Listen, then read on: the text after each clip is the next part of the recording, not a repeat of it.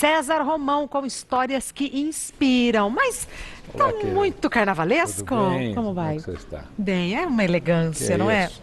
Sempre Você que atual. está cada semana mais bonita aqui, onde é que vão parar com essa beleza Diferente, toda? né, É? César Romão? A gente vai ficando diferente. César Romão, eu vi uma história recentemente, você deve ter visto também, de um filho adotivo, só que tinha um rim compatível com o rim do pai que o adotou. E assim foi feito o transplante e tal. Queria conversar com você um pouco sobre a adoção e as afinidades que surgem a partir de uma adoção. Olha, nem sempre um filho é só do ventre. O filho também pode ser do coração. Uma das afinidades que surge, que é muito bacana, é a semelhança. As crianças adotadas, né, acabam assumindo semelhanças dos pais. E as Isso é pessoas que se amam também. impressionante. Você lembra do John Lennon e a Yoko? Como ficaram parecidos É pouco antes mesmo? dele falecer? Isso acontece porque as pessoas que se amam estão na mesma onda vibracional, participam de coisas juntas e a energia de troca do amor faz isso, transforma. Isso é muito comum. Mas você sabe que o que vale mesmo não é uma pessoa adotar qualquer criança. É uma criança não ser adotada por qualquer pessoa. Como é que é? Pera lá. Não é você? Não é você, não é uma pessoa adotar uma criança. É uma criança não ser adotada por qualquer pessoa. Porque nessa história de adoção, nesse caso que você contou, ainda era um bebê. Ainda era um bebê. Mas existem coisas, por exemplo, a criança, se ela já é adulta, ela pode trazer alguns traumas ainda daquela infância, principalmente se a infância foi violenta, se foi sofrida. Então, é muito importante que a escolha de quem vai adotar tem que ser muito mais minuciosa do que falar, não, então tá bom, adota aqui essa criança. Um outro ponto que eu vejo muito importante na adoção, Regina, é falar a verdade. Eu acho que a gente deve contar. Agora você foi numa questão. Você acha que deve contar? Deve contar.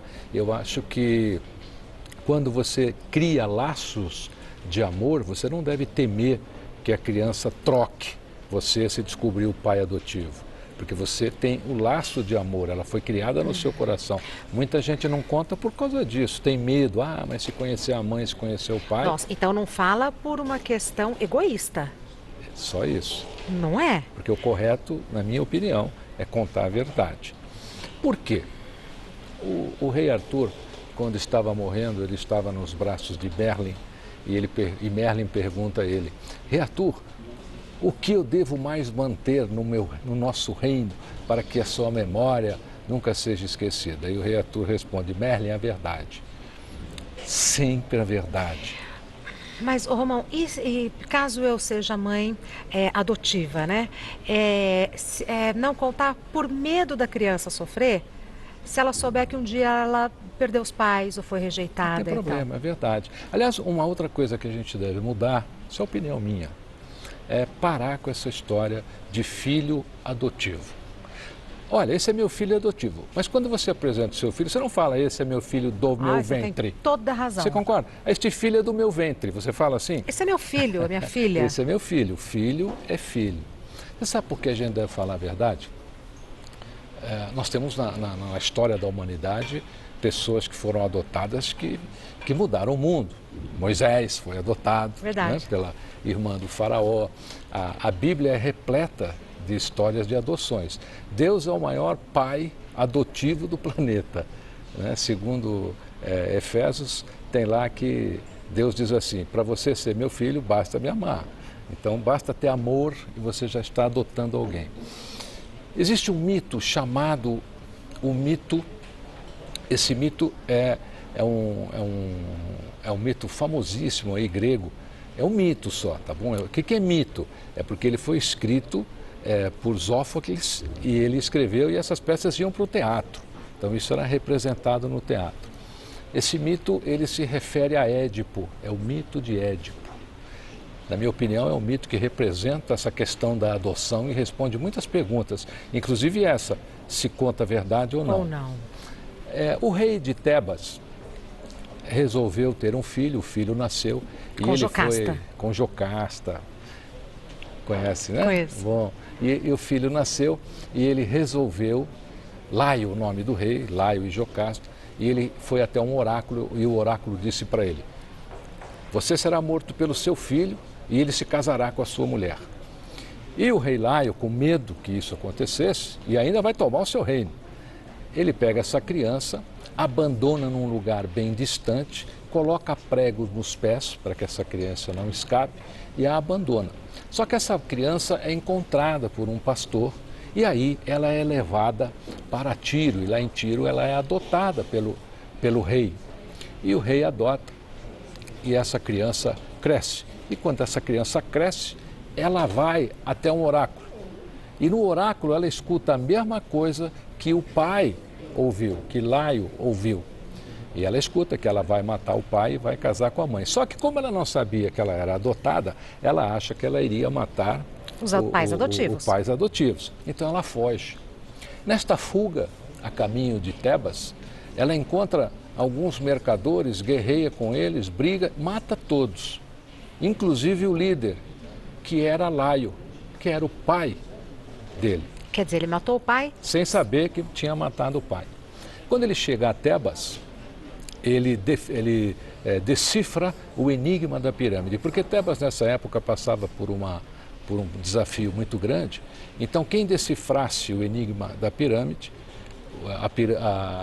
o mal que atingia Tebas ia embora e essa pessoa se tornaria rei.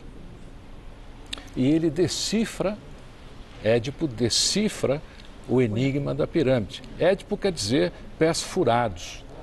Esse foi o nome dado a ele por causa do pezinho furado. Qual era o enigma da pirâmide? A pirâmide, o enigma era mais ou menos assim: que animal anda de 4 patas pela manhã, 2 patas à tarde e 3 patas à noite?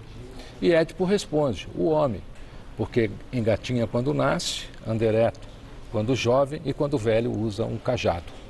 E aí ele se torna rei de Tebas e casa-se com Jocasta, com a sua própria mãe. Que era a mãe. Olha só. Em meio a isso, eles têm 4 filhos. E um dia Tebas volta a ser avalaçada por um mal e eles vão até um oráculo. E o oráculo revela que são mãe e filho. Jocasta comete suicídio e ele, Édipo, fura os 2 olhos por não ter reconhecido a própria mãe. Se ele Daí uma tragédia grega, né? A verdadeira tragédia grega. E por que essa tragédia grega? O que é que faltou? A verdade. Aquela mentira lá atrás. O desconhecimento. Então, eu penso que você deve sempre falar a verdade. E olha, lembra que eu falei no começo? O filho do ventre é o filho do ventre, mas o filho também pode ser gerado no coração. E tem 2 questões aí, viu, que eu já pensei muito sobre esse assunto por entrevistas que eu fiz e tal. Primeiro, eu acho que todo mundo tem o direito de saber da sua origem. Da onde eu venho, por que eu sinto isso, por que eu gosto daquilo, porque eu entendo que a gente tem uma memória que vai além, né, da memória que a gente tem em consciência. E outra, uma relação de amor e de afeto não pode passar pela mentira, porque a verdade sempre vem à tona. Seres humanos têm um instinto de retorno às suas origens. É instinto isso. Você falou muito bem, Regina. Nós queremos saber de onde viemos, quem somos e para que viemos. Por que meu dedinho é assim? Exatamente. Por que eu sinto? Porque não é? Nada melhor do que você entregar isso. Olha, sua mãe era assim, seu pai era assim, você foi adotado pela gente assim. Existem muitas histórias felizes. Nós temos muitos artistas e pessoas famosas que adotam filhos, né, e são felizes, os filhos são maravilhosos. Tudo depende do grau de sentimento, do grau de amor, do grau de respeito. Porque tem gente que tem filho do próprio ventre e despreza a vida inteira. Tem toda razão, o que é muito triste. A pessoa tem aquele filho, o filho é dela, mas e daí? O filho fica aí jogado ao mundo. É. Então qual é a importância do filho ser do ventre? A importância é o filho ser do coração. Do coração. Você ter amor por ele. Sem dúvida, sem dúvida. Você encontra todo o conteúdo do César Romão nas redes sociais, Facebook Romão César, Instagram Romão César. A gente sempre fala do livro Milagre do Acaso, mas são muitas publicações. São 12 livros, esse ano tem novidade.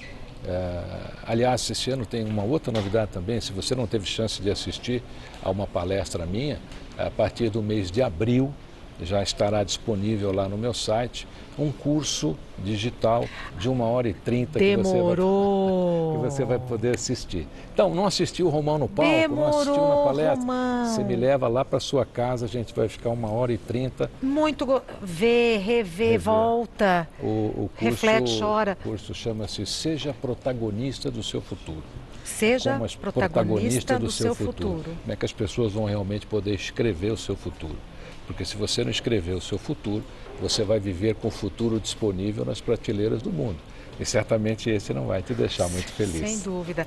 E a partir de abril, até lá, você pode acompanhar o conteúdo do César Romão. Tem alguma palestra prevista que eu possa assistir? Olha, ali você pode acompanhar lá no meu Face ou no Instagram. A gente sempre dá uma notícia ali. Boa. Quando o evento é aberto, eu sempre comunico e as pessoas podem ir e ficarem à vontade.